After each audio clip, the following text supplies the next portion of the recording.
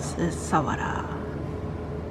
What? I mean, I always forget what I eat, so I have to say it. Welcome to another food video with me, Hoshi. Today, we're not talking about your run-of-the-mill sushi restaurant. We're talking about my very first fancy sushi meal where I dined with old and older friends. The kind where your table has its own personal chef, constructing and forming each sushi bite by hand, one by one in multiple courses. I'm gushing on Ebisu Hoshi, a sushi specialty restaurant designed kind of like restaurant theater, except that each bite of sushi aquatic goodness is the star of the show. Savor this experience with me with a snack, meal, or takeout, or homemade sushi if you're an overachiever. It felt like we were on stage because we were the only party in the main living room. Everything seemed very austere and proper until I noticed quirky and cheeky decor elements like the Shiba Inu on a colorful hand cloth. The dishware was gorgeous too. There were watercolor splatters all over the sake glasses that made them look like works of art. Even the navy of the deep ocean blue seemed as if they were being symbolized in the speckled blue plates, carrying our savory aquatic candy fare.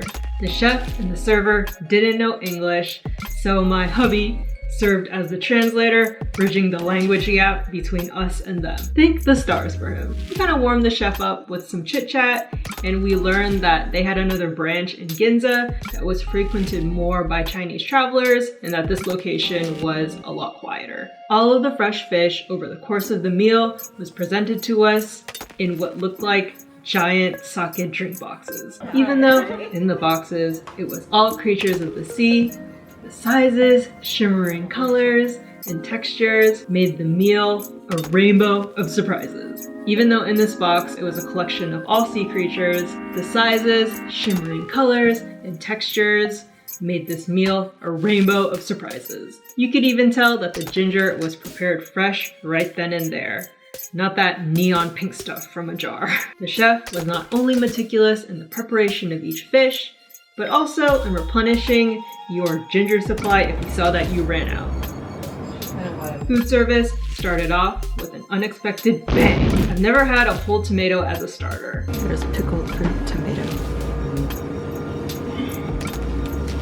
It seems out of place, but actually it makes total sense. This restaurant is all about highlighting fresh produce from all over Japan, as well as the fish. The fact that it is pickled is so traditional at the same time. It was really tasting carrot I've ever had. And I'm like, okay, I kind of get it. I was ready for all 16 pieces. Now you need to strap in for a montage of each piece and bits of me nodding my head in appreciation at each dish. I was kind of afraid to talk too much because I thought it would be obnoxious to be so chit-chatty, and I thought it was more important to focus on the food. And that's the deal with sushi anyway. I wanted to be present and revel in the full experience with my friends. I also don't remember the names for some of the fish, so get ready for some non-specific descriptions of some pieces. We have theirs. Yeah. Tuna. Wait, this is grilled tuna. The tuna grill, yeah. Ah, the grilled tuna. You didn't tell me that this was fish. I would have thought it was just a fat cut of steak. So meaty, but light. Just hand me a bowl of rice and I am good.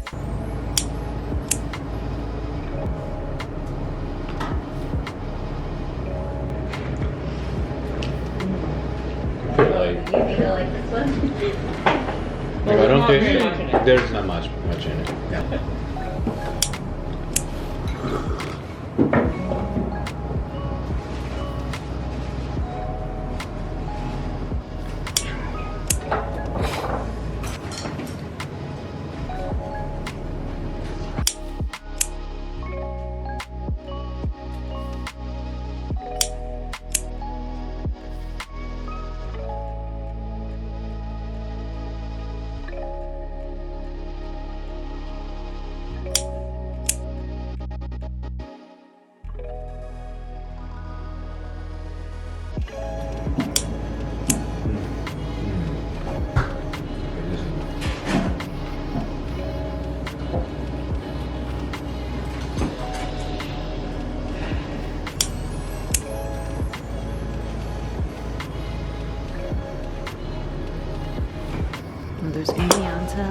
snapper and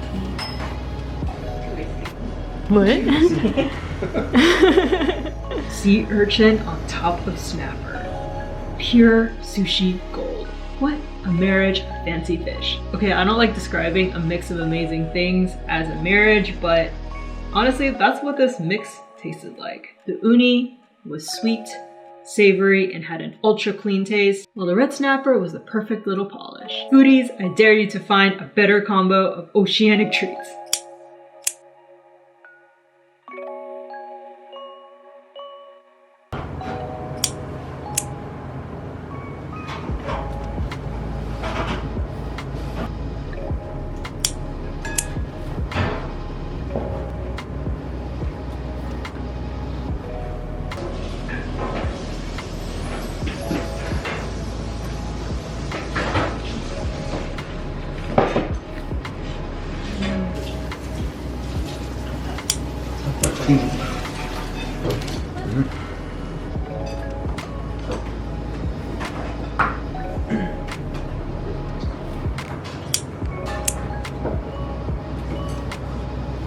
Ebi, such a sunny, bright orange. This was so juicy, but I still think I prefer the shrimp as tempura.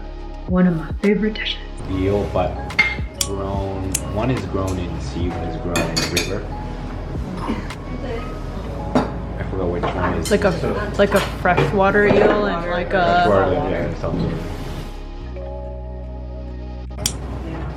And you know that it's the end of food service when the fluffy, fried tamagoyaki eggs make a landing on your plate. These were slightly salty and sweet, so delicious. Ending the meal in what seemed to be like very Japanese business-like fashion, the chef handed each of us his nishi, or business card.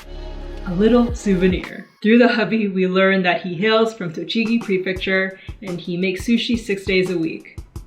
Never taking a vacation. Even the sushi chef profession is entrenched in the typical intense Japanese work culture. It was so cool to watch and wonder as the chef prepared each cut of fish expertly and precisely with his knife cutting skills. We got to know a talented chef a little bit with a front seat to his work. Now for some general random thoughts. If you want to open up your palate to fish you've never heard of at the finest quality, this is an awesome way to go about it.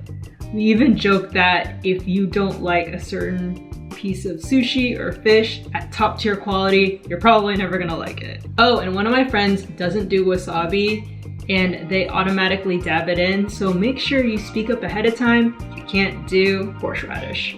Also, if you're normally not a sea urchin uni fan, you'll become one here.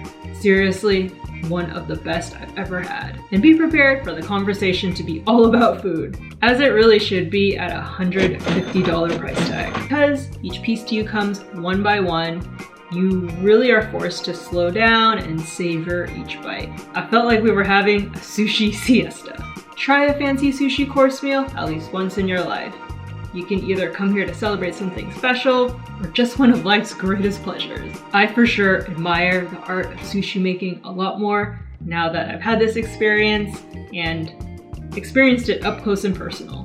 Don't be afraid to be a little adventurous with your food at least once, twice, or a few times in your life. I'll wrap things up here. I hope that this was helpful for you, especially if you're thinking you might want to do one of these fancy sushi course meals at some point in your life, or you just want to look at some delicious sushi. Comment below and let me know what your favorite sushi is if you watched up until this point. I have more fashion, food, and travel-ish videos coming down the pipeline. I mean, as much travel as we can do during this lockdown time, and kind of local scenes of where I live here in Seattle. So make sure you subscribe so you don't miss any future videos from me. Thank you all for your support and love, and I'll see you in the next video. Have a blast today.